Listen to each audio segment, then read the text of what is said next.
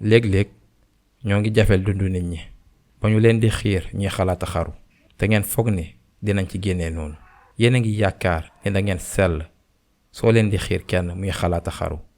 mënoo leen gën a jox cër, mënoo leen wax ak ñoom di leen di dalal, mënoo leen yedd, mënoo leen xamal ni yàlla am na yërmande ak lépp liñ def mën naa dindeeku. mënoo leen jox ay kàddu yu leen di dalal, wax leen ak lépp lu bon luñ mënti def ak nu jafe-jafe gi toll ak jaar-jaar yi ñuy jànkoonteel. yàlla dina leen yombal, ay bés yu neex dinañ mës a ñëw. waaye déedéet, dañ leen di dëggante ba ci suuf ba nga xam ne suñ doon xalaata xaru mu daldi doon nag xalaat bu gën a xóot ci seen xel ak xol. yàlla nañu yàlla sàmm.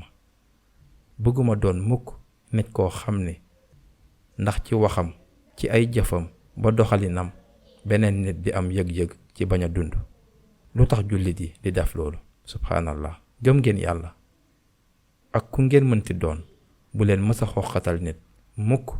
bu leen mës a am doxalin bu bon ak nit ñi.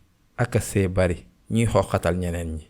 yéen a ngi am diggante yu xaram ak góor ba jigéen ba noppi bu amee kenn ci ñoom wala ñoom ñaar du noonu lañu war a doxalee ba diggante bi jeex.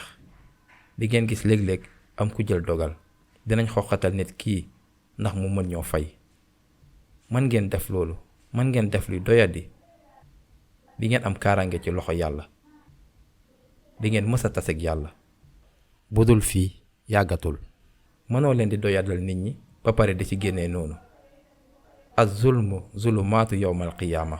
boo leen xoqatalee nit dina doon lëndëm bésu pinc. subhanallah. dina am ay niir yu lëndëm ci seen kaw bésu pinc.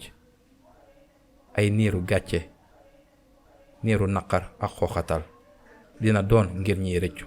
yal nañu yàlla sàmm. amin.